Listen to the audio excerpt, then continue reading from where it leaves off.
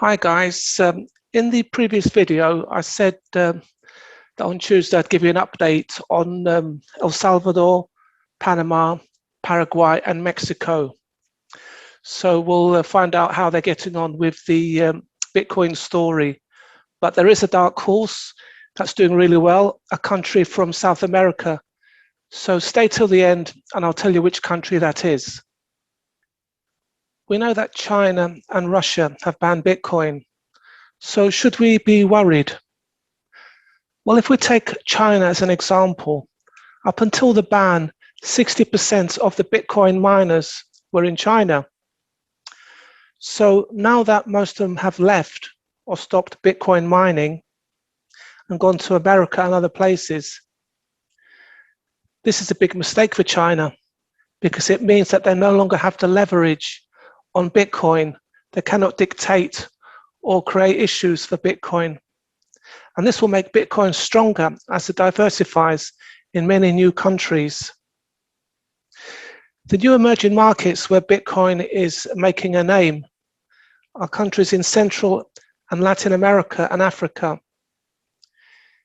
It's not going to be easy for Bitcoin. They will still have problems. But watch this video and find out why the only way is up for Bitcoin.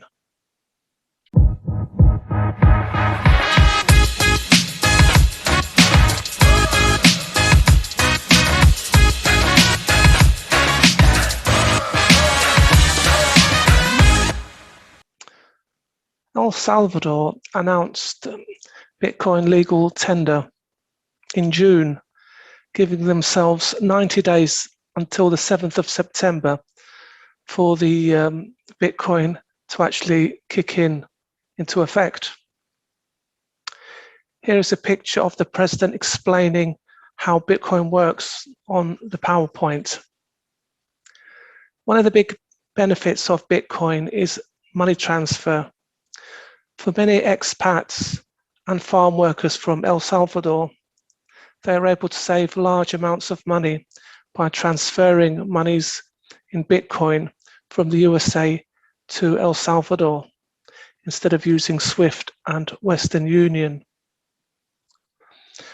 From the 7th of September, every business must accept Bitcoin for its goods and services.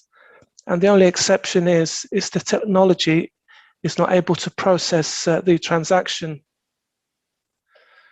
The government is also giving $135 million worth of Bitcoin to its adult citizens. What that means is any adult citizen that signs up to an app for buying and selling Bitcoin will receive $30 free of charge when they set up the account.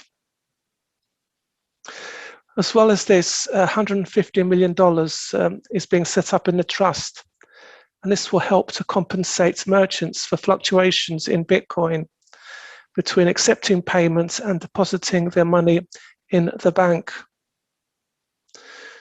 El Salvador has decided to use the Strike payment system, and this will deal with remittances to and from El Salvador and other countries.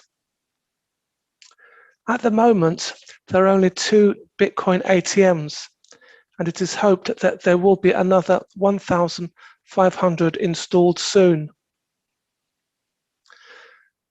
The challenges facing El Salvador with regard to Bitcoin are numerous.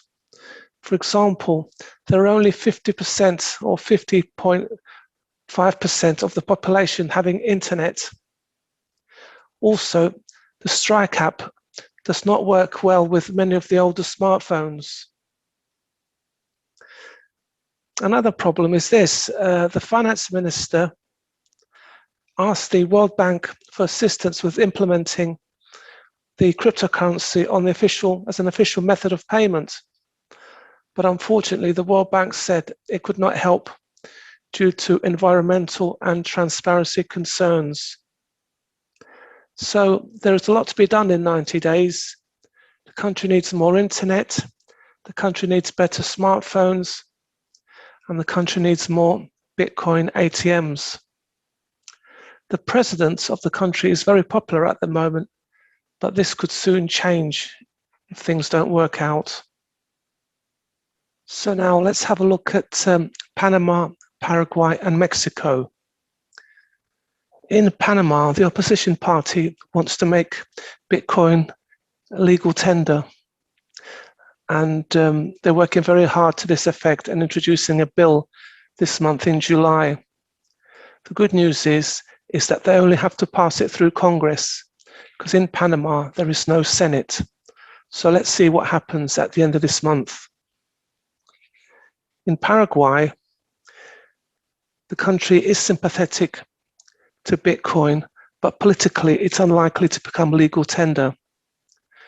Compared to other Latin American countries, Paraguay has a very low inflation rate, and also the currency is more stable.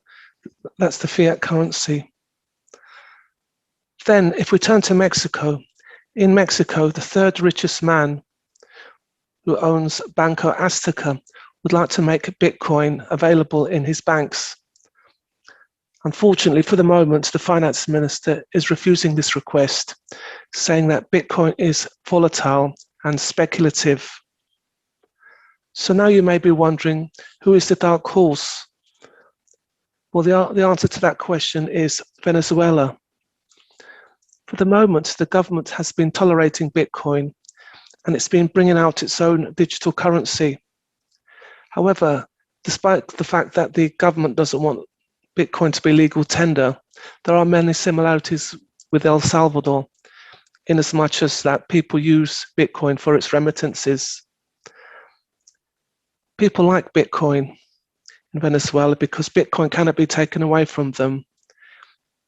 It's got a good store value, especially if you compare it to their local currency. And also, they're able to use Bitcoin peer-to-peer, so they can eliminate the bank, which has made dollars illegal. So, as you can see, Bitcoin is being accepted by more and more people. More and more people are talking about it. And in my view, the only way is up for Bitcoin. I hope you've enjoyed this video. The next video will be on Saturday, and the video will be about Xpeng. So watch it and see why this may be as good as or a better investment than NEO. See you soon, and best wishes, Steve.